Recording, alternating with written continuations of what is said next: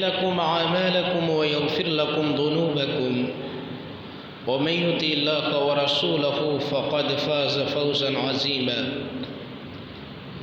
يا أيها الناس اتقوا ربكم الذي خلقكم من نفس واحدة وخلق منها زوجها وبث منهما رجالا كثيرا ونساء واتقوا الله الذي تساءلون به والأرحام ان اللہ کان علیکم رقیبا. بھائیوں سے گزارش ہے کہ دوران خطبہ باتیں نہ کرے، اس سے جمعے کا اجر ضائع ہو جاتا ہے. اللہم صلی علی محمد وعلی آل محمد کما صلیت علی ابراہیم وعلی آل ابراہیم انک حمید مجید. اللہم بارک علی محمد وعلی آل محمد كما باركت على إبراهيم وعلى آل إبراهيم إنك حميد مجيد. رب اشرح لي صدري ويسر لي أمري واحلل عقدة من لساني يفقهوا قولي. أعوذ بالله السميع العليم من الشيطان الرجيم. بسم الله الرحمن الرحيم. ولو شاء الله لجعلكم أمة واحدة ولكن يضل من يشاء ويهدي من يشاء ولتسألن عما كنتم تعملون. قال النبي صلى الله عليه وسلم لأن يهدي الله بك رجلا واحدا خيرا لك من حمر النعم أو كما قال النبي صلى الله عليه وسلم. ہر قسم کی حمد و ثنا، تعریف، بڑائی، برتری، بزرگی اللہ وحدہ لا شریک کے لیے ہے. انگنت لا تعداد لاکھوں کروڑوں درود و سلام سیدی جناب محمد الرسول اللہ صلی اللہ علیہ وسلم کی ذات گرامی پر، جن کو اللہ رب العالمین نے بشیر، نذیر، سراج منیر اور رحمت للعالمین بنا کے مبعوث فرمایا. مختصر حمد و ثنا اور درود و سلام کے بعد محترم اور مکرم سامعین کرام، دوستو، بزرگوں، عزیز بھائیوں، اس دنیا میں انسان کی بے شمار چھوٹی بڑی کئی ایک ضروریات ہیں. روٹی، کپڑا، مکان، سواری، امن، صحت، یہ انسان کی بنیادی ضروریات ہیں. اور اللہ رب العالمین اکثر لوگوں کو یہ نعمتیں عطا فرماتے ہیں. ان نعمتوں سے اللہ رب العالمین سرفراز فرماتے. لیکن نبی علیہ الصلوۃ والسلام ارشاد فرماتے ہیں نعمتان مغبون فیہما کثیر من الناس. آپ علیہ الصلوۃ والسلام نے فرمایا لوگو، اللہ نے انسان کو جو نعمتیں دی ہیں ان نعمتوں میں سے دو نعمتیں ایسی ہیں کہ اکثر لوگ ان نعمتوں کی ناقدری کرتے ہیں. وہ دو نعمتیں کون سی ہیں؟ آپ علیہ الصلوۃ والسلام نے فرمایا الصحت والفراغ. پہلی نعمت صحت کی ہے، تندرستی کی ہے، اور دوسری نعمت وہ فارغ البال کی ہے، فارغ وقت کی ہے. کہ جب انسان صحت مند ہوتا ہے، تندرست ہوتا ہے، تو اس صحت مندی کو، تندرستی کو اللہ رب العالمین کی عبادت کے اندر، فرما برداری کے اندر نہیں گزارتا. اللہ رب العالمین قرآن مجید میں ارشاد فرماتے ہیں وَإِذَا مَسَّ الْإِنسَانَ الضُّرُّ دَعَانَا لِجَنبِهِ أَوْ قَاعِدًا أَوْ قَائِمًا. جب انسان کو تکلیف آ پہنچتی ہے، جب انسان پریشانیوں کے اندر، تکلیفوں کے اندر جکڑ دیا جاتا ہے، دعانا لجنبه او قائدا او قائما، اللہ فرماتے ہیں پھر وہ ہمارے در پہ آ جاتا ہے. پھر وہ بیٹھے ہوئے بھی، کھڑے ہوئے بھی، پہلو کے بل بھی، لیٹ کر بھی وہ ہمیں ہی پکارتا ہے. فلما کشفنا عنہ ضرہ مر کأن لم يدعنا الى ضر مسا. اللہ فرماتے جب ہم اس سے اس کی تنگی کو، تکلیف کو، پریشانی کو دور کر دیتے ہیں، مر کأن لم يدعنا الى ضر مسا، اللہ فرماتے جب ہم اس کو تنگیوں سے پریشانیوں سے نکال کر امن کے اندر، سکون کے اندر، صحت کے اندر لے آتے ہیں، اللہ فرماتے وہ ہم سے اس طرح دور بھاگ جاتا ہے، اس طرح دور نکل جاتا ہے گویا کہ اس سے پہلے اس انسان نے ہمیں کبھی پکارا ہی نہیں تھا۔ یہ عمل تو، یہ صفت تو اللہ رب العالمین نے مشرکین مکہ کی بیان کی ہے۔ اللہ فرماتے فَإِذَا رَكِبُوا فِي الْفُلْكِ دَعَوُا اللَّهَ مُخْلِصِينَ لَهُ الدِّينَ، وہ مشرکین مکہ جب کشتی کے اندر سوار ہوتے اور ان کی کشتی سمندر کے بمر کے اندر پھنس جاتی، دعوا اللہ مخلصین لہ الدین، اس وقت وہ مخلص ہو کے اللہ رب العالمین کو پکارتے۔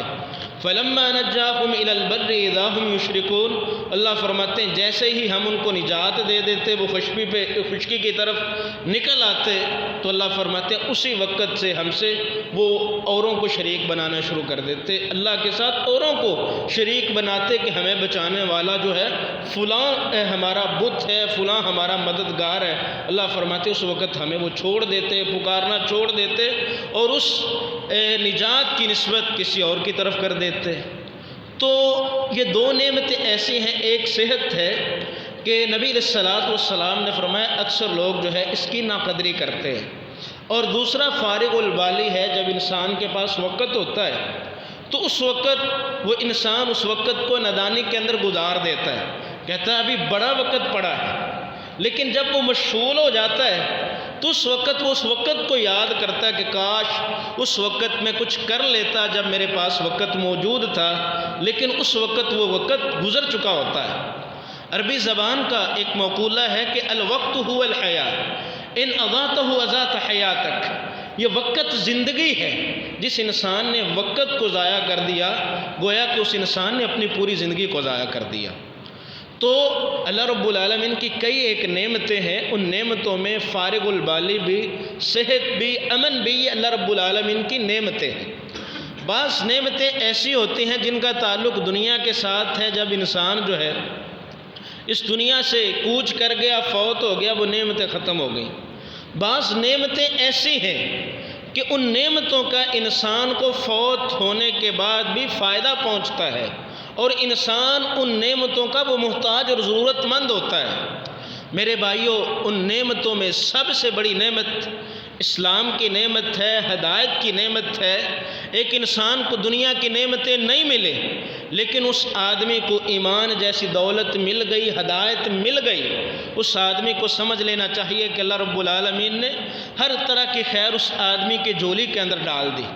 اور جس آدمی کے پاس دنیا کی ہر طرح کی نعمت موجود ہے، لیکن وہ آدمی ہدایت سے محروم ہو گیا، ایمان اور اسلام سے محروم ہو گیا، اس آدمی کو سمجھ لینا چاہیے کہ تمام بدبختیاں اس آدمی کی جولی کے اندر ڈال دی گئی۔ قرآن مجید کا جب ہم مطالعہ کرتے ہیں، ہمیں ایسی مثالیں ملتی ہیں کہ دنیا کے اندر بڑی فراوانی تھی ان لوگوں کے پاس۔ اللہ رب العالمین نے قارون کا تذکرہ کیا ہے، اللہ فرماتے ان قارون کان من قوم موسیٰ فبغى علیہم، قارون موسیٰ علیہ السلام کی قوم کا ایک آدمی تھا۔ وآتیناکم من الکنوز، اللہ فرماتے ہم نے اس کو خزانے، دنیا کے خزانوں کی چابیاں دی تھی، اتنے خزانے دیے تھے، ما ان مفاتحہ لتنوء بالعصبۃ اولي القوہ، کہ اس آدمی کے جو خزانے ہیں ان کی چابیاں اونٹوں کے اوپر لاد کے لائی جاتی تھی۔ لیکن ہوا کیا کہ اس آدمی کو دنیا کی ہر طرح کی نعمت ملے، آخرت کی کوئی نعمت اس آدمی کے مقدر کے اندر نہیں آئی، اس آدمی کو ہدایت نہیں ملی، اور وہ آدمی دنیا کی نعمتوں کے اوپر جو ہے وہ غرور اور تکبر کرنا شروع ہو گیا۔ اللہ فرماتے فخسفنا به وبداره الارض، ہم نے اس کو بھی اور اس کے تمام خزانوں کو زمین کے اندر دنسا دیا۔ اور دوسری بات کہ اللہ رب العالمین کوئی بھی نعمت دیں، اس نعمت کا تعلق دنیا سے ہو یا آخرت سے ہو، تو ہمیشہ اس نعمت کے اوپر اللہ رب العالمین کا شکر ادا کرنا چاہیے۔ اللہ فرماتے ما یفعل اللہ بعذابکم ان شکرتم وآمنتم، کہ اگر تم اللہ رب العالمین کا شکر ادا کرتے رہو گے، اللہ رب العالمین کے اوپر ایمان رکھو گے، تو اللہ کبھی بھی تمہیں عذاب سے دوچار نہیں کریں گے۔ وَإِذْ تَأَذَّنَ رَبُّكُمْ لَئِن شَكَرْتُمْ لَأَزِيدَنَّكُمْ، اور تمہارے رب کا یہ فیصلہ ہے کہ اگر اللہ رب العالمین کی نعمتوں کی شکر گزاری کرو گے اللہ مزید نعمتوں سے سرفراز فرمائیں گے۔ وَلَئِن كَفَرْتُمْ إِنَّ عَذَابِي لَشَدِيدٌ، اور اللہ فرماتے ہیں اگر تم میری نعمتوں کی ناقدری کرو گے تو یاد رکھو میرا عذاب بھی بڑا سخت ہے۔ اللہ رب العالمین نے جو نعمتیں ہمیں عطا کی ہیں ان نعمتوں میں ایک نعمت ہدایت کی نعمت ہے۔ اللہ رب العالمین سے دعا کریں کہ اللہ ہمیں ہدایت کے اوپر زندہ رکھے، اور جب موت آئے تو ہمیں اللہ رب العالمین اس اسلام کی ہدایت کے اوپر فوت فرمائے۔ یہ ہدایت ہے کیا، اس کی اقسام کیا ہے، اور کون سے ایسے اسباب اور ذرائع ہیں جن سے ہم اللہ رب العالمین سے اس ہدایت کو حاصل کر سکتے ہیں، تو اس کے متعلق آج کے خطبہ جمعہ کے اندر میں چند گزارشات آپ کے سامنے پیش کروں گا۔ اللہ سے دعا ہے کہ اللہ مجھے حق اور سچ بیان کرنے کی توفیق عطا فرمائے، قرآن و سنت کو سن کے سمجھ کے اس کے مطابق عمل پیرا ہونے کی توفیق عطا فرمائے۔ ہدایت کا لغوی مطلب یہ ہوتا ہے کہ رہنمائی، اور اصطلاحی طور پہ ہدایت کا مفہوم اور مطلب یہ ہوتا ہے کہ انسان اسلام کے اوپر، قرآن مجید کے اوپر اور اس راستے کے اوپر کاربند رہے جو راستہ اللہ رب العالمین نے نازل کیا ہے، رسول اللہ صلی اللہ علیہ وسلم نے وہ راستہ ہمیں سمجھا دیا ہے، اس راستے کے اوپر کاربند رہنا اس کو ہدایت کہتے ہیں۔ اللہ رب العالمین سے دعا ہے کہ اللہ ہمیں ایسی ہدایت عطا فرمائے۔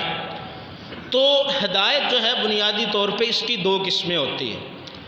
ہدایت کی پہلی قسم ہوتی ہے ہدایت الدلالۃ والارشاد۔ ہدایت الدلالۃ والارشاد کا مطلب یہ ہے کہ لوگوں کو ہدایت کے راستے کی رہنمائی کرنا، لوگوں کو ہدایت کا راستہ دکھانا کہ یہ راستہ ہدایت کا راستہ ہے، یہ راستہ اسلام کا راستہ ہے، یہ راستہ قرآن کا راستہ ہے، یہ راستہ رسول کا راستہ ہے، یہ راستہ انسان کو اللہ رب العالمین کی طرف لے جاتا ہے۔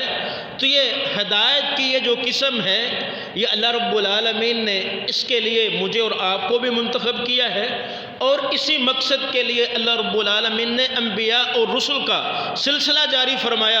اللہ رب العالمین نے جناب محمد الرسول اللہ صلی اللہ علیہ وسلم کو فرمایا کہ اے پاک پیغمبر وَإِنَّكَ لَتَهْدِي إِلَىٰ صِرَاطٍ مُسْتَقِيمٍ، اے پاک پیغمبر آپ لوگوں کی صراط مستقیم کی طرف رہنمائی کرنے والے ہیں، آپ لوگوں کو سیدھی راہ دکھانے والے ہیں، آپ لوگوں کے سامنے واضح کرنا چاہتے ہیں کہ اگر اس راستے پہ چلو گے یہ راستہ جنت کا راستہ ہے، اس راستے پہ چل کے تم کامیاب ہو جاؤ گے۔ اور اللہ رب العالمین نے جناب محمد الرسول اللہ صلی اللہ علیہ وسلم سے اس بات کا اعلان بھی کروایا کہ قُلْ هَذِهِ سَبِيلِي أَدْعُو إِلَى اللَّهِ عَلَىٰ بَصِيرَةٍ أَنَا وَمَنِ اتَّبَعَنِي، اے پاک پیغمبر آپ اعلان کیجئے هَذِهِ سَبِيلِي، یہ میرا راستہ ہے۔ کون سا راستہ؟ أَدْعُو إِلَى اللَّهِ عَلَىٰ بَصِيرَةٍ، کہ یہ راستہ اللہ رب العالمین کی طرف لے کے جانے والا ہے، میں لوگوں کو اللہ کی طرف بلاتا ہوں، اللہ کے دین کی طرف بلاتا ہوں، انا میں بھی، ومن اتبعنی، اور قیامت تک جتنے میرے پیروکار ہوں گے وہ بھی یہی کام کریں گے کہ لوگوں کو اللہ کی راہ کی طرف، اللہ کے راستے کی طرف بلائیں گے۔ میرے بھائیوں یہ میری اور آپ کی ذمہ داری ہے، یہ جو ہدایت کی قسم ہے ہدایت الدلالۃ والارشاد، یہ میری اور آپ کی بھی ذمہ داری ہے کہ ہم لوگوں کو بتلائیں، لوگوں کی رہنمائی کریں، اور اس کی ابتدا اپنے گھر سے کریں، اپنے بیوی بچوں سے کریں، ان کو سمجھائیں کہ یہ ہدایت کا راستہ، اس کے اوپر اگر ہم چلیں گے تو کامیاب ہو جائیں گے۔ اسی راستے کے لیے اللہ رب العالمین نے کتابوں کا نزول فرمایا ہے، اور اس راستے کو واضح کرنے کے لیے اللہ رب العالمین نے انبیاء اور رسول کا سلسلہ جاری فرمایا ہے۔ تو یہ انبیاء کی بھی ذمہ داری ہے کہ وہ لوگوں کو صراط مستقیم کی طرف جو ہے ان کی رہنمائی کرتے ہیں، لوگوں کو سیدھی راہ دکھاتے ہیں۔ میرے بھائیوں ہمارا کام لوگوں تک بات کو پہنچانا ہے، لوگوں کو سیدھی راہ دکھانا ہے۔ ہدایت کی دوسری قسم ہے ہدایت القبول والتوفیق، ہدایت کی توفیق دینا، کسی آدمی کو ہدایت قبول کروانا، یہ ہدایت کی قسم، اور یہ ہدایت اس قسم کو اللہ رب العالمین نے صرف اپنے پاس رکھا ہے۔ ہدایت کی توفیق میں اور آپ کسی کو نہیں دے سکتے، اور یہ بات یاد رکھیے ہدایت کی توفیق دینا یا ہدایت کو قبول کروانا اللہ کے علاوہ کوئی نبی ہو، رسول ہو، ولی ہو، کوئی نیک آدمی ہو، کسی انسان کے اختیار کے اندر نہیں ہے کہ کسی کو ہدایت کی توفیق دے سکے۔ کیوں؟ اللہ رب العالمین نے قرآن مجید کے اندر اس بات کو بیان کیا ہے کہ من یشاء اللہ یضلل، اللہ جسے چاہتے ہیں گمراہ کرتے ہیں، ومن یشاء یجعلہ علی صراط مستقیم، اور اللہ ہی ہے جسے چاہتے ہیں صراط مستقیم کی ہدایت عطا فرماتے ہیں، اس کو صراط مستقیم کی توفیق عطا فرماتے ہیں جس کے متعلق اللہ چاہتے ہیں، اللہ کی مشیت ہوتی ہے، اللہ کی رضا ہوتی ہے کہ یہ آدمی ہدایت کے اوپر ہونا چاہیے۔ ہاں، اس کا اختیار اللہ رب العالمین نے نہ کسی نبی کو دیا، نہ کسی رسول کو دیا۔ جب ہم قرآن مجید کا مطالعہ کرتے ہیں تو ہمیں اس قسم کے متعلق اللہ رب العالمین نے واضح الفاظ کے اندر میری اور آپ کی رہنمائی کی ہے۔ اللہ نے نبی علیہ السلام کے لیے یہ الفاظ قرآن مجید کے اندر بیان کیے کہ اِنَّكَ لَا تَهْدِي مَنْ أَحْبَبْتَ وَلَكِنَّ اللَّهَ يَهْدِي مَنْ يَشَاءُ وَهُوَ أَعْلَمُ بِالْمُهْتَدِينَ۔ اے پاک پیغمبر، جس کو آپ چاہتے ہیں آپ اس آدمی کو ہدایت کی توفیق نہیں دے سکتے۔ وَلَكِنَّ اللَّهَ يَهْدِي مَنْ يَشَاءُ، اللہ جسے چاہتے ہیں اس آدمی کو اللہ رب العالمین ہدایت کی توفیق دیتے ہیں۔ وَهُوَ عَالَمُ بِالْمُهْتَدِينَ، اور اللہ کو زیادہ پتہ ہے کہ ہدایت کا زیادہ مستحق کون ہے۔ جب ہم انبیاء اور رسل کی زندگی اور دعوت کے اوپر نظر دوڑاتے ہیں تو ہمیں نوح علیہ السلام کی زندگی قرآن مجید کے اندر نظر آتی ہے۔ وہ اپنے بیٹے کی ہدایت کی طرف رہنمائی تو کر رہے ہیں لیکن ہدایت کی توفیق نہیں دے سکے۔ اپنے بیٹے کو کہتے ہیں نوح علیہ السلام، یا بنی ارکب معنا ولا تکن مع الکافرین، اے بیٹا میرے ساتھ میری کشتی کے اندر سوار ہو جا، ولا تکن مع الکافرین، کافروں کے ساتھ نہ چل، وہ ہدایت کا راستہ نہیں ہے۔ ہدایت کا راستہ وہ ہے جس راستے پہ میں ہوں، میرے ساتھ ایمان لانے والے ہیں۔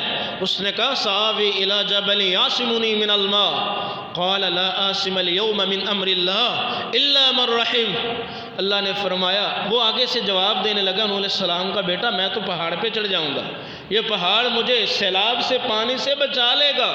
نوح علیہ السلام نے آگے سے کہا، اللہ رب العالمین کا پیغام سنایا، لا عاصم اليوم من امر اللہ الا من رحم، آج اللہ کے حکم سے وہی بچے گا جس کے اوپر اللہ رب العالمین رحم فرمائیں گے، وگرنہ اللہ کے عذاب کے اندر سارے جکڑے جائیں گے۔ تو ہدایت کی رہنمائی کی ہے لیکن بیٹے کو ہدایت کی توفیق نہیں دے سکے۔ اسی طرح جب ہم لوط علیہ السلام کی زندگی کے اوپر نظر دوڑاتے ہیں تو انہوں نے اپنی بیوی کو دعوت دی کہ آؤ ہمارے ساتھ چلو، لیکن اللہ نے فرمایا وہ پیچھے رہنے والوں میں سے تھی، ہدایت اپنی بیوی کو نہیں دے سکے، یعنی ہدایت کی توفیق نہیں دے سکے۔ اسی طرح ابراہیم علیہ السلام کی جب ہم زندگی کے اوپر نظر دوڑاتے ہیں، اپنے والد کو دعوت دی ہے، یا ابتی لم تعبد ما لا يسمع ولا يبصر ولا يغني عنك شيئا یا ابتی انی قد جاءنی من العلم ما لم یاتک فاتبعنی اہدک صراطا سویا، ابا جان میری پیروی کیجئے، اہدک صراطا سویا، میں آپ کو صراط مستقیم کی رہنمائی کروں گا، یہ سیدھی راہ ہے۔ لیکن یہاں پہ یہ نہیں فرمایا کہ میں آپ کو صراط مستقیم کی توفیق دوں گا، بلکہ فرمایا رہنمائی کروں گا۔ تو رہنمائی انبیاء نے کی ہے، سیدھی راہ دکھائی ہے، لیکن ہدایت کی توفیق یہ اللہ رب العالمین کے علاوہ کسی اور کے اختیار کے اندر نہیں ہے۔ ہدایت کی اگر توفیق دیتے ہیں تو اللہ رب العالمین دیتے ہیں، اور اسے دیتے ہیں جس کو اللہ رب العالمین چاہتے ہیں۔ اب یہ بات بھی یاد رکھیے کہ کسی کو گمراہ کرنا اور کسی کو ہدایت دینا یہ اللہ رب العالمین کے اختیار کے اندر ہے۔ اور یہ بات بھی یاد رکھنی چاہیے کہ انسان کے جتنے افعال ہیں تمام افعال کا خالق ایک اللہ ہے۔ اسی موضوع کے اوپر امام بخاری رحمہ اللہ نے ایک مستقل کتاب لکھی ہے جس کا نام ہی رکھا ہے خلق و افعال العباد، کہ بندوں کے افعال کا خالق وہ اللہ رب العالمین ہے۔ اللہ رب العالمین فرماتے ہیں واللہ خلقکم وما تعملون، میں نے تمہیں بھی پیدا کیا ہے اور جو تم اعمال کرتے ہو ان اعمال کو بھی میں نے ہی پیدا کیا ہے۔ یہ بات یاد رکھنی چاہیے، اگر کوئی آدمی گمراہ ہے تو اس کے گمراہ ہونے میں اللہ کی مشیت ہے، اگر کوئی آدمی ہدایت کے اوپر ہے تو وہ ہدایت بھی اللہ رب العالمین کی مشیت کے ساتھ ملتی ہے۔ یہاں پہ یہ سوال اور اشکال ذہن کے اندر آتا ہے، جب کسی کو گمراہ کرنا یا ہدایت دینا اللہ کی مشیت کے اوپر منحصر ہے تو پھر ہمیں کس چیز کے لیے مکلف بنایا گیا ہے؟ یہ بات یاد رکھنی چاہیے کہ اللہ رب العالمین نے قرآن مجید کے اندر اس بات کو بیان کیا، انما امرہ اذا اراد شیئا ان یقول لہ کن فیکن۔ اللہ رب العالمین جب کسی چیز کا ارادہ کرتے ہیں اس کے لیے لفظ کن کہتے ہیں، کن کہنے سے وہ چیز ہو جاتی ہے۔ تو ایک یہ اللہ رب العالمین کا ارادہ کونیہ ہے، اور دوسرا اللہ رب العالمین کا ارادہ شرعیہ ہے۔ جب تک ہم اللہ رب العالمین کے ان دو ارادوں کی تقسیم نہیں کریں گے ہمیں تقدیر کا معاملہ کبھی سمجھ ہی نہیں آئے گا۔ تو یہ بات یاد رکھیے، اللہ رب العالمین کے ارادے کی دو قسمیں ہیں، ایک ارادہ کونیہ ہے اور دوسرا ارادہ شرعیہ ہے۔ ارادہ کونیہ کو مشیت کہتے ہیں اور ارادہ شرعیہ کو اللہ رب العالمین کی رضا کہتے ہیں۔ مشیت اللہ رب العالمین کی یہ ہے کہ اللہ جو چاہتے ہیں وہ کرتے ہیں، اللہ رب العالمین کو کوئی پوچھنے والا نہیں ہے۔ اللہ فرماتے ہیں وَمَا تَشَاءُونَ إِلَّا أَن يَشَاءَ اللَّهُ، جو تم چاہتے ہو وہ نہیں ہوتا، ہوتا وہی ہے جو اللہ چاہتا ہے۔ لیکن یہ بات یاد رکھیے، ارادہ کونیہ یا جس کو ہم مشیت کہتے ہیں وہ اللہ رب العالمین کی مشیت تو ہے، اللہ جس طرح چاہتے ہیں وہ کرتے ہیں۔ اللہ کی مشیت میں بعض دفعہ اللہ کی رضا شامل نہیں ہوتی۔ اس کی مثال کیا ہے کہ کتے کو پیدا کرنے والی ذات وہ اللہ رب العالمین کی ہے، سور کو پیدا کرنے والی ذات وہ اللہ رب العالمین کی ہے۔ جتنی حلال چیزیں ہیں، جتنی حرام چیزیں ہیں، ان تمام کا خالق ایک اللہ ہے۔ اللہ نے ایسا کیوں کیا؟ یہ اللہ کی مشیت تھی۔ اللہ جس طرح چاہتے ہیں وہ کرتے ہیں، اللہ کو کوئی پوچھنے والا نہیں۔ اللہ نے ایسا کیوں کیا؟ اللہ نے اس کا بھی جواب قرآن مجید میں دیا ہے۔ اللہ فرماتے ہیں لا یسأل عما یفعل وہم یسألون، اللہ جو کرتا ہے اللہ سے نہیں پوچھا جاتا کہ اللہ نے ایسا کیوں کیا۔ وہم یسألون، جو لوگ کرتے ہیں لوگوں سے پوچھا جائے گا کہ تم نے ایسا کیوں کیا۔ تو پہلی چیز کیا ہے کہ اللہ رب العالمین کی مشیت ہے، اللہ جو چاہتے ہیں وہ کرتے ہیں، اس میں اللہ رب العالمین کی رضا شامل نہیں ہوتی۔ اور دوسری قسم اللہ کے ارادے کی ارادہ شرعیہ ہے، اور ارادہ شرعیہ کو اللہ کی رضا بھی کہتے ہیں۔ وہ کیا ہے کہ اللہ رب العالمین نے بکری کو پیدا کیا، یہ اللہ رب العالمین کی مشیت ہے، اور اس کو کھانے کے اوپر، اس کو ذبح کرنے کے اوپر اللہ کی رضا بھی شامل ہے۔ اس میں مشیت کے ساتھ اللہ کی رضا بھی شامل ہے۔ تو جس طرح اللہ رب العالمین نے کتے کو پیدا کیا، اللہ کی مشیت ہے، لیکن اس کو کھانا اللہ کی رضا نہیں ہے۔ اسی طرح گمراہی کو پیدا اللہ نے کیا ہے، یہ اللہ کی مشیت ہے، لیکن کوئی آدمی کفر کے اوپر، گمراہی کے اوپر فوت ہو جائے، اس میں اللہ کی رضا شامل نہیں ہے، کیونکہ اللہ رب العالمین نے خود اس بات کو قرآن مجید کے اندر بیان کیا وَلَا يَرْضَىٰ لِعِبَادِهِ الْكُفْرَ، اللہ اپنے بندوں سے کفر کو پسند نہیں کرتا۔ کسی آدمی کا کفر کے اوپر فوت ہو جانا، مر جانا، یہ اللہ کی رضا نہیں ہے، لیکن اس کو کفر کو پیدا کرنے والی ذات وہ اللہ کی ہے، کیونکہ وہ اللہ کی مشیت ہے، اللہ جس طرح چاہتے ہیں وہ کرتے ہیں، اللہ کو کوئی پوچھنے والا نہیں۔ تو اس کی مثال آپ یوں سمجھیے مشیت اور رضا کی، ابو جہل وہ کفر کے اوپر فوت ہوا، اب اس کا کافر ہونا یہ اللہ کی مشیت تھی، لیکن اس کا کفر کے اوپر کاربند رہنا یا کفر کے اوپر فوت ہونا یہ اللہ کی رضا نہیں ہے۔ اسی طرح دوسری طرف سیدنا صدیق اکبر ہے رضی اللہ عنہ، ان کا مسلمان ہونا یہ اللہ کی مشیت ہے، اور مسلمان ہو کے اللہ کا مطیع فرما بردار بننا یہ مشیت کے ساتھ اللہ رب العالمین کی رضا ہے۔ اور اس بات سے آپ یہ نتیجہ اخذ نہیں کر سکتے کہ انسان کو مجبور کیا گیا ہے یا انسان کے مقدر کے اندر جو کچھ لکھ دیا گیا ہے وہ اسی کے اوپر ہی انسان جو ہے وہ فوت کیا جائے گا، انسان کی جزا اور سزا نہیں ہے، ایسی بات نہیں ہے۔ یہاں پہ یہ بھی عقیدے کی بات ہے کہ اس مسئلے کے اندر ایک عقیدہ جبریہ کا بن گیا، دوسرا عقیدہ قدریہ کا بن گیا، اور تیسرا عقیدہ اہل السنہ والجماعہ کا بن گیا۔ معذرت کے ساتھ یہ بحث جو میں نے شروع کر دی ہے تھوڑی سی مشکل بحث ہے، لیکن اس کو سمجھنا ضروری ہے تاکہ صحیح بات جو ہے ہم تک پہنچ جائے۔ جبریہ کا عقیدہ یہ ہے کہ انسان کو گناہ کرنے کے اوپر، کفر اختیار کرنے کے اوپر مجبور کیا گیا، انسان کے اختیار کے اندر کچھ نہیں ہے، یہ جبریہ کا عقیدہ ہے۔ قدریہ کا عقیدہ یہ ہے کہ انسان کے مقدر کے اندر لکھا تھا، اس نے کر لیا، انسان کے اختیار کے اندر نہیں تھا کوئی ایسا کرے۔ اب تیسرا عقیدہ میرا اور آپ کا اہل السنہ والجماعہ کا ہے۔ اہل السنہ والجماعہ کا عقیدہ کیا ہے کہ اللہ رب العالمین نے قرآن مجید میں اس بات کو بیان کیا وَكَذَلِكَ جَعَلْنَاكُمْ أُمَّةً وَسَطًا، اللہ فرماتے میں نے تمہیں امت وسط بنایا ہے۔ وسط کہتے ہیں درمیان کو، درمیانی امت بنایا ہے، میانہ روی اختیار کرنے والے، کہ اہل السنہ نہ جبریہ ہے نہ قدریہ ہے، ان کا عقیدہ درمیان میں ہے۔ وہ کیا ہے کہ انسان کے افعال کا خالق اللہ ہے، اللہ نے تقدیر لکھ دی ہے، لیکن تقدیر لکھنے کے ساتھ ساتھ انسان کو اللہ رب العالمین نے صاحب اختیار بھی بنایا ہے۔ اللہ فرماتے اِنَّا هَدَيْنَاهُ السَّبِيلَ إِمَّا شَاكِرًا وَإِمَّا كَفُورًا، اللہ فرماتے انسان کے سامنے ہم دو راستے واضح کر دیے، اما شاکرن و اما کفورا۔ اب انسان کے اختیار کے اندر ہے کہ اس انسان نے اللہ رب العالمین کی فرما برداری کر کے اللہ کا شکر گزار بننا ہے، وہ اما کفورا، اور یہ بھی انسان کے اختیار کے اندر ہے کہ اس نے اللہ رب العالمین کی نافرمانی کر کے اللہ کا ناشکرا بننا ہے۔ اور اللہ فرماتے ہیں وَهَدَيْنَاهُ النَّجْدَيْنِ، ہم نے انسان کو دو راستوں کی ہدایت دی ہے۔ اگر ان لوگوں کی بات کو مان لیا جائے جو جبریہ اور قدریہ ہیں، جو کہتے ہیں انسان کو مجبور کیا گیا ہے، یہ انسان کے مقدر کے اندر جو کچھ تھا وہ لکھا گیا ہے، اسی کے اوپر انسان کا حساب کتاب ہوگا، تو ان کو سمجھانے کے لیے سامنے کھڑا کر دیا جائے اور کھڑا کر کے گولی مار دی جائے۔ تو اگر ان کا عقیدہ جبریہ کا ہے یا قدریہ کا ہے، وہ ہم سے قصاص کا مطالبہ نہیں کر سکتے۔ اگر وہ کہیں کہ ہمیں قتل کیوں کیا گیا ہے تو ہم جواب دیں گے ہم قتل کرنے کے اوپر مجبور تھے، یا ہمارے مقدر کے اندر یہ لکھا تھا، آپ کے مقدر کے اندر قتل ہونا لکھا تھا۔ وہاں پہ وہ اس بات کو تسلیم نہیں کرتے، اس لیے کہ اللہ نے انسان کو صاحب شعور بنایا ہے، انسان کو اختیار دیا ہے، انسان کے سامنے راستے کو واضح کر دیا ہے، ہدایت کے راستے کو بھی اور گمراہی کے راستے کو بھی۔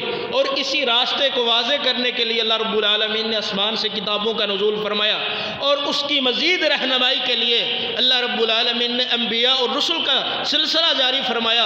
ان انبیاء اور رسل نے میرے اور آپ کے سامنے دو راستے واضح کر دیے، ایک ہدایت کا راستہ، دوسرا گمراہی کا راستہ۔ انہوں نے بتلا دیا اس راستے پہ جاؤ گے، یہ راستہ ہدایت کا راستہ، نجات کا راستہ، جنت کا راستہ ہے، اور اگر اس راستے پہ جاؤ گے یہ گمراہی کا راستہ ہے، اس جہنم کا راستہ ہے۔ تو یہ جو اللہ رب العالمین نے مجھے اور آپ کو صاحب اختیار بنایا ہے، صاحب اختیار ہونے کے اوپر ہی تو اللہ رب العالمین نے جزا اور سزا رکھی ہے۔ اب یہ بات ہمیں سمجھ آ گئی، ہدایت کی دو قسمیں ہیں، اس کے بعد کسی کو ہدایت دینا یا گمراہ رکھنا یہ اللہ رب العالمین کی مشیت کے اوپر منحصر ہے۔ اگلے چند اسباب قرآن و سنت کے اندر ہمیں ایسے ملتے ہیں جن کو اختیار کر کے انسان ہدایت کی طرف مائل ہو سکتا ہے، ہدایت کو حاصل کر سکتا ہے۔ سب سے پہلی چیز جس کو اختیار کر کے میں اور آپ ہدایت یافتہ بن سکتے ہیں وہ یہ ہے کہ خلوص دل سے اللہ رب العالمین سے ہدایت کی توفیق مانگی جائے، ہدایت کی دعا کی جائے۔ یہ بات میری نہیں ہے، حدیث قدسی ہے، اللہ رب العالمین خود بیان کرتے ہیں۔ حدیث قدسی کا مطلب یہ ہوتا ہے ایسی حدیث جس کی نسبت اللہ کے رسول اللہ رب العالمین کی طرف کرے کہ یہ اللہ رب العالمین کا فرمان ہے۔ اللہ رب العالمین فرماتے حدیث قدسی ہے، اللہ فرماتے یا عبادی کلکم ضال الا من ہدیت فاستہدونی اہدکم، اللہ فرماتے ہیں میرے بندو کلکم ضال الا من ہدیت، تم سارے کے سارے گمراہ ہو سوائے اس بندے کے، الا من ہدیت، سوائے اس بندے کی جس بندے کو میں ہدایت دے دوں۔ اس کا مطلب یہ ہے کہ ہدایت یہ اللہ رب العالمین کی توفیق سے ملتی ہے، ہر بندے کو ہدایت حاصل نہیں ہو سکتی۔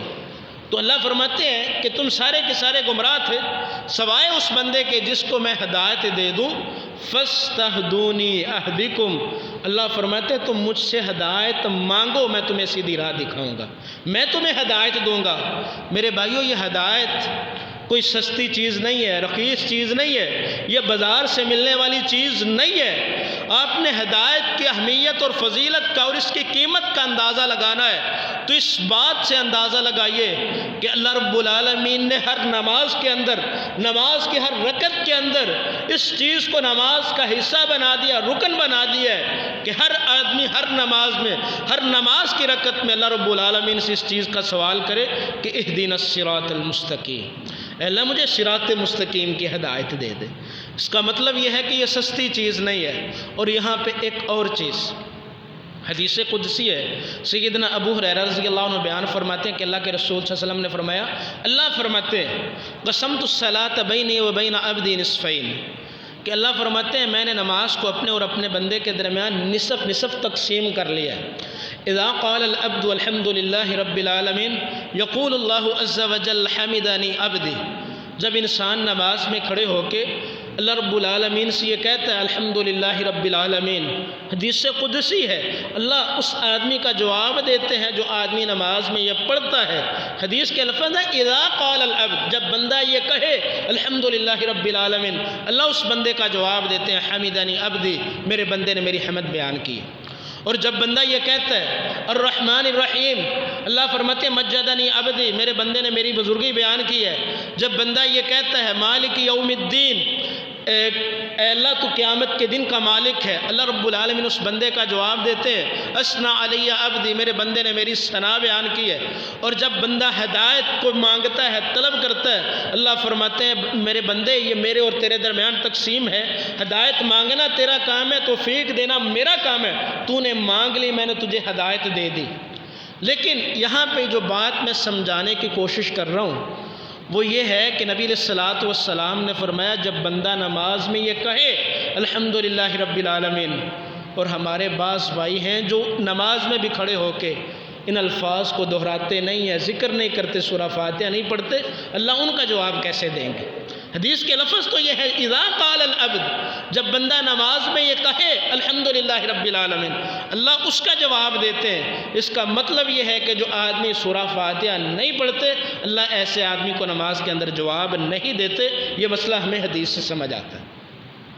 تو سب سے پہلی چیز، پہلا سبب جس کو اختیار کر کے میں اور آپ ہدایت یافتہ بن سکتے ہیں وہ یہ ہے کہ اللہ رب العالمین سے خلوص دل سے ہدایت کا سوال کیا جائے، ہدایت کی توفیق اللہ رب العالمین سے مانگی جائے، کیونکہ اللہ فرماتے ہیں فاستہدونی اہدکم، لوگوں مجھ سے ہدایت مانگو میں تمہیں ہدایت کی توفیق دوں گا۔ اور دوسری چیز جس کو اختیار کر کے میں اور آپ ہدایت یافتہ بن سکتے ہیں وہ یہ ہے کہ انسان کامل مومن بن جائے۔ جب یہ بات کہی جاتی ہے کہ انسان کامل مومن بن جائے، اس کا یہ مطلب نہیں انسان پہلے سے کامل مومن نہیں۔ دو چیزیں ہوتی ہیں، ایک اسلام ہے، دوسرا ایمان ہے، اور تیسرا احسان ہے۔ یہ دین کے تین مرتبے ہیں، اسلام، ایمان اور احسان۔ پہلا مرتبہ اسلام کا ہے، دوسرا ایمان کا ہے، اور تیسرا احسان کا ہے۔ تو جو آدمی مسلمان ہے وہ پہلی سیڑھی کے اوپر چڑھا ہے، اس نے ابھی ایمان کے درجات کو حاصل نہیں کیا، وہ مومن نہیں ہوا۔ ہم مسلمان تو ہیں لیکن مومن بھی ہیں، یہ مجھے اور آپ کو نہیں پتہ۔ ہاں لیکن جو آدمی مومن ہے وہ مومن ہونے کے ساتھ اس کا مسلمان ہونا لازم ہے، کیونکہ اس نے اسلام کی سیڑھی کو کراس کر کے اس نے ایمان کے درجے کے اوپر وہ آدمی فائز ہو گیا۔ تو جو آدمی مومن بن گیا ہے تو اس آدمی کا مسلمان ہونا وہ لازم اور ضروری ہے۔ تو ایمان اس کا مطلب کیا ہے؟ ایمان کا لغوی مطلب ہوتا ہے تصدیق کرنا، اور اصطلاحی طور پہ ایمان کہتے ہیں ہوا تصدیق بالقلب و اقرار باللسان و عمل بالجوارح۔ انسان زبان کے ساتھ اقرار کرے، دل کے ساتھ تصدیق کرے اور اعضاء کے ساتھ عمل کر کے دکھائے، ایسے آدمی کو مومن کہتے ہیں۔ اب ہم یہ لفظ سن کے گزر جاتے ہیں، آگے چلے جاتے ہیں کہ انسان کو مومن ہونا چاہیے، اور ہم اکثر اپنے آپ کو مومن شمار بھی کرتے ہیں، تصور بھی کرتے ہیں کہ ہم بڑے پکے سچے مومن ہیں۔ لیکن ایمان کی اس تعریف کے اندر مجھے اور آپ کو تھوڑا سا ٹھہر کے غور و فکر کرنا ہے، سوچنا ہے واقعہ ہی ہم ایمان کی تعریف کے اوپر صادق بھی آتے ہیں کہ نہیں، کیا ہمارے اندر حقیقی ایمان موجود بھی ہے کہ نہیں؟ کیونکہ اللہ رب العالمین نے ہدایت کے لیے شرط رکھی ہے۔ اللہ فرماتے ہیں وَمَن يُؤْمِن بِاللَّهِ يَهْدِ قَلْبَهُ، اللہ فرماتے ہیں جو آدمی اللہ پہ ایمان لاتا ہے اللہ ایسے آدمی کو ہدایت عطا فرماتے ہیں۔ تو ایمان کی تعریف کیا ہے؟ زبان کے ساتھ اقرار کرنا، دل کے ساتھ تصدیق کرنا اور اعضاء کے ساتھ عمل کر کے دکھانا۔ اب اس کی وضاحت کس طرح ہو سکتی ہے تعریف کی کہ انسان زبان کے ساتھ اقرار کرے نماز دین کا حصہ ہے، انسان کا دل اس کی تصدیق کرے نماز واقعی دین کا حصہ ہے، اور تیسری شرط کیا ہے ایمان کی تعریف کے اندر؟ عمل بالجوارح، کہ انسان اذا کے ساتھ اس پہ عمل کر کے بھی دکھائے۔ اب میرے بھائیوں، ہم نے اس تیسری قسم کے اوپر غور کرنا ہے۔ الحمدللہ ہم زبان سے اقرار کرتے ہیں کہ نماز دین کا حصہ ہے، ہمارے دل اس بات کی تصدیق کرتے ہیں نماز دین کا حصہ ہے، لیکن تیسری چیز ادا کے ساتھ عمل کرنا یہ بڑا مشکل کام ہے۔ اب سردیوں کے اندر فجر کے وقت مؤذن کہتا الصلاۃ خیر من النوم، نماز نیند سے بہتر ہے۔ گرمیوں کے اندر بھی یہی کہتا ہے رات چھوٹی ہے، اگر تو ہم اپنا بستر چھوڑ کے آ جاتے ہیں تو ہمارے اندر کامل ایمان موجود ہے۔ اگر عصر کے وقت کاروبار کا وقت ہے، گاہکی لگی ہوئی ہے، ہم دکان کے اوپر موجود ہیں، ادھر سے مؤذن کی آواز آ جاتی ہے اللہ اکبر اللہ اکبر، اللہ سب سے بڑا ہے، اللہ سب سے بڑا ہے۔ اگر ہم اپنی دکان کو چھوڑ کے اللہ کو بڑا مان کے مسجد کی طرف راغب ہو جاتے ہیں، مسجد کی طرف آ جاتے ہیں، تو اس کا مطلب یہ ہے کہ ہمارے دل کے اندر کامل ایمان موجود ہے۔ لیکن اگر مؤذن اذان کہتا رہے اور بلانے والا یہ پکارتا رہے کہ حی علی الصلاۃ حی علی الفلاح، لوگوں نماز کی طرف آ جاؤ، لوگوں کامیابی کی طرف آ جاؤ، اور بعض دفعہ ہم یہ سمجھتے ہیں کہ مولویوں کا کام ہی اذانیں دینا ہے، ان کا کام، ان کو تو اور کوئی فرصت ہی نہیں ہے، یہ ہر 2 گھنٹوں کے بعد اذان کہہ دیتے ہیں۔ میرے بھائیوں، جو بھی مؤذن اذان دیتا ہے وہ اپنی بات آپ کو سنا نہیں رہا ہوتا، وہ اللہ رب العالمین کا پیغام آپ تک پہنچا رہا ہے، نبی علیہ الصلوۃ والسلام کا فرمان اور حکم آپ تک پہنچا رہا ہے۔ اور یہ اللہ رب العالمین کا اس بات کے اوپر ہمیں شکر کرنا چاہیے کہ اللہ رب العالمین نے ہمیں توفیق دی ہے کہ اللہ رب العالمین کا نام ہمارے کانوں کے اندر سنائی دے رہا ہے۔ تو اگر تو ہم یہ سب کچھ چھوڑ کے مسجد کی طرف آ جاتے ہیں، نماز کے لیے آ جاتے ہیں، ہم عمل کر لیتے ہیں، تو ہمارے اندر حقیقی ایمان موجود ہے۔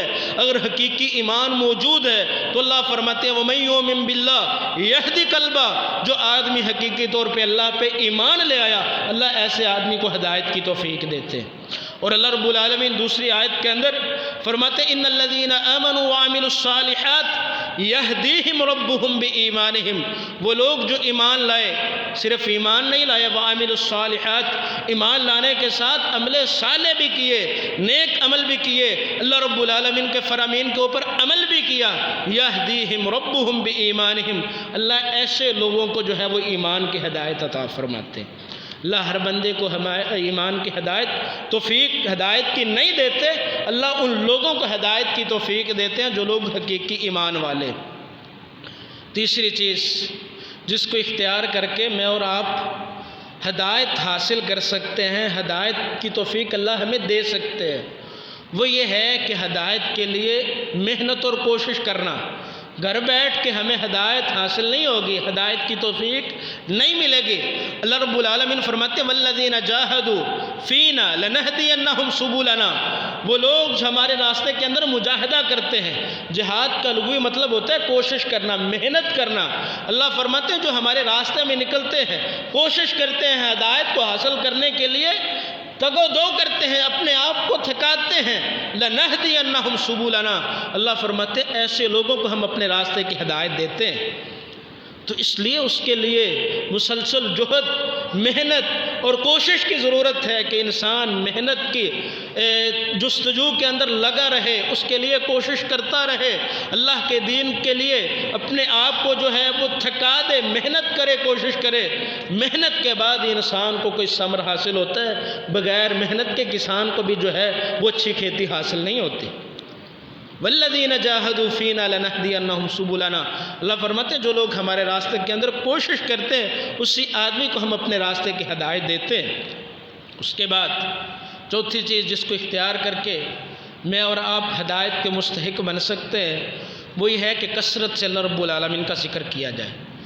ہمیشہ اپنے آپ کو اس بات کا پابند کر لیں کہ میں نے ہمیشہ روزانہ صبح و شام اللہ رب العالمین کا ذکر کرنا ہے۔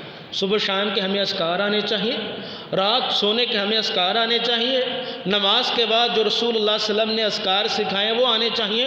اپنی زبان کو اللہ کے ذکر کے ساتھ ہمیں ہمیشہ تر رکھنا چاہیے، اٹھتے بیٹھتے چلتے پھرتے سبحان اللہ، الحمدللہ، اللہ اکبر، لا حول ولا قوت الا باللہ، لا الہ الا اللہ، سبحان اللہ وبحمدہ، سبحان اللہ العظیم، اپنا معمول بنائیں۔ اور جو آدمی ذکر کرتا ہے، اللہ فرماتے الذین آمنوا وتطمئن قلوبہم بذکر اللہ، الا بذکر اللہ تطمئن القلوب، لوگوں اللہ کے ذکر کے ساتھ دلوں کو اطمینان، سکون اور ہدایت اللہ کے ذکر کے ساتھ حاصل ہوتی ہے۔ اللہ کے ذکر کے بغیر انسان کو ہدایت حاصل نہیں ہوتی۔ پانچویں چیز جس کو اختیار کر کے میں اور آپ ہدایت یافتہ بن سکتے ہیں، وہ یہ ہے کہ قرآن مجید کو اپنا اوڑھنا بچھونا بنا لیں، اس کے اوپر ہمیشہ عمل کرنے کی کوشش کریں، کیونکہ اللہ رب العالمین نے جہاں قرآن مجید کی ابتدا کی ہے، قرآن مجید کی ابتدا کے اندر اللہ رب العالمین نے قرآن مجید کو ہدایت کا سر چشمہ قرار دیا ہے۔ اللہ فرماتے ہیں ذالک الکتاب لا ریب فیہ ھدی للمتقین، اس کتاب کے اندر کسی قسم کا شک نہیں ہے، ھدی للمتقین، اس کتاب میں اللہ رب العالمین نے متقین کے لیے ہدایت رکھی ہے۔ جب ہم نے قرآن مجید کو کھولنا ہی نہیں، پڑھنا ہی نہیں، اس کی طرف دیکھنا ہی نہیں، اور ہمارا مقصد قرآن مجید کو صرف اس مقصد کے لیے ہم نے رکھا ہے کہ جب قسم کی ضرورت پڑے گی اس وقت اٹھا کے اس کے اوپر ہاتھ رکھ کے قسم اٹھا لینی ہے، پھر ہدایت حاصل نہیں ہوگی۔ اللہ رب العالمین نے قرآن مجید کے جو نزول کے مقاصد ہیں، ان مقاصد میں ایک مقصد یہ بیان کیا ہے شہر رمضان الذی انزل فیہ القرآن ھدی للناس وبینات من الھدی والفرقان، اللہ فرماتے ہیں جس قرآن مجید کو ہم نے رمضان کے مہینے کے اندر نازل کیا، ھدی للناس، اس میں ہم نے تمام لوگوں کے لیے ہدایت رکھی ہے، لیکن ہر بندے کو ہدایت ملتی نہیں ہے۔ اب ان دو آیات کو جب ہم ملاتے ہیں، اس آیت میں اللہ فرماتے ہیں ھدی للناس، یہ قرآن مجید تمام لوگوں کے لیے ہدایت ہے، اور جو پہلی آیت جس میں اللہ فرماتے ہیں ھدی للمتقین، اس میں اللہ رب العالمین نے ہدایت کو متقین کے ساتھ خاص کر دیا ہے۔ تو ان دو چیزوں کو سمجھنے کے لیے ایک مثال کی ضرورت ہے کہ ایک آدمی ایک سٹور پہ جاتا ہے، اس سٹور کے اندر کئی قسم کی چیزیں موجود ہیں، چینی ہے، آٹا ہے، گڑ ہے، تیل ہے، گھی ہے، سارا کچھ موجود ہے، وہ ہے سب کے لیے، لیکن ملتا اس کو ہے جو دکان سے جا کے خرید لیتا ہے۔ تو قرآن مجید کے اندر بھی اللہ نے ہدایت سب کے لیے رکھی ہے، لیکن ملتی اس کو ہے جو ہدایت کا طلبگار بن جاتا ہے، جو اللہ سے ہدایت مانگ لیتا ہے۔ وہ ہدایت مانگنے والے کون ہیں؟ ان کو بیان کر دیا کہ وہ متقین ہیں، متقین ہدایت کے حقیقی مستحق ٹھہرتے ہیں۔ تو اس لیے قرآن مجید کو اپنا اوڑھنا بچھونا بنا لیا جائے تو اللہ رب العالمین ہمیں ہدایت کی توفیق دے دیں گے۔ چھٹی چیز جس کو اختیار کر کے میں اور آپ ہدایت کے مستحق بن سکتے ہیں، وہ یہ ہے انابت اللہ، اللہ کی طرف رجوع کرنا، اللہ سے لو لگا لینا، اللہ سے اپنا تعلق مضبوط کر لینا۔ جو آدمی اللہ کی طرف رجوع کرتا ہے، انابت اللہ اس کی ہو جاتی ہے، اللہ ایسے آدمی کو ہدایت دے دیتے ہیں۔ قرآن مجید میں اللہ رب العالمین نے اس بات کو بیان کیا ہے قل ان اللہ یضل من یشاء، اے پاک پیغمبر آپ اعلان کیجئے اللہ جسے چاہتے ہیں گمراہ کر دیتے ہیں، وَيَهْدِي إِلَيْهِ مَنْ أَنَابَ، اور جو آدمی اللہ کی طرف رجوع کرتا ہے، اللہ کی طرف راغب ہو جاتا ہے، اللہ سے اپنی لو لگا لیتا ہے، اللہ ایسے آدمی کو ہدایت کی توفیق دے دیتے ہیں۔ اس لیے اللہ کی طرف ہمیں رجوع کرنا ہے۔ اور وقت ختم ہو رہا ہے، آخری بات کر کے اپنی بات کو مکمل کرو کہ جو آدمی دین اسلام کو مضبوطی سے تھام لیتا ہے، اللہ ایسے آدمی کو بھی ہدایت کی توفیق عطا فرما دیتے ہیں۔ اللہ رب العالمین نے قرآن مجید کے اندر اس بات کو بیان کیا فَأَمَّا الَّذِينَ آمَنُوا بِاللَّهِ وَاعْتَصَمُوا بِهِ فَسَيُدْخِلُهُمْ فِي رَحْمَةٍ مِّنْهُ وَفَضْلٍ وَيَهْدِيهِمْ إِلَيْهِ صِرَاطًا مُسْتَقِيمًا، جو لوگ اللہ پہ ایمان لائے، وَاعْتَصَمُوا بِاللَّهِ، اور اللہ کے دین کو مضبوطی سے تھام لیا، اللہ ایسے لوگوں کو اپنی رحمت اور فضل کے اندر بھی جگہ دیتے ہیں، وَيَهْدِيهِمْ إِلَيْهِ صِرَاطًا مُسْتَقِيمًا، اور اللہ ایسے لوگوں کو صراط مستقیم کی توفیق عطا فرما دیتے۔ تو اللہ رب العالمین سے دعا کرنی چاہیے کہ اللہ جب تک زندہ رکھے ہدایت کے اوپر زندہ رکھے، اور جب موت آئے تو ہدایت کے اوپر اللہ ہمیں موت عطا فرمائے۔ اللہ مجھے اور آپ کو قرآن و سنت کو سمجھنے کی اور اس کے مطابق عمل پیرا ہونے کی توفیق عطا فرمائے۔ وما علیہ الا البلاغ المبین۔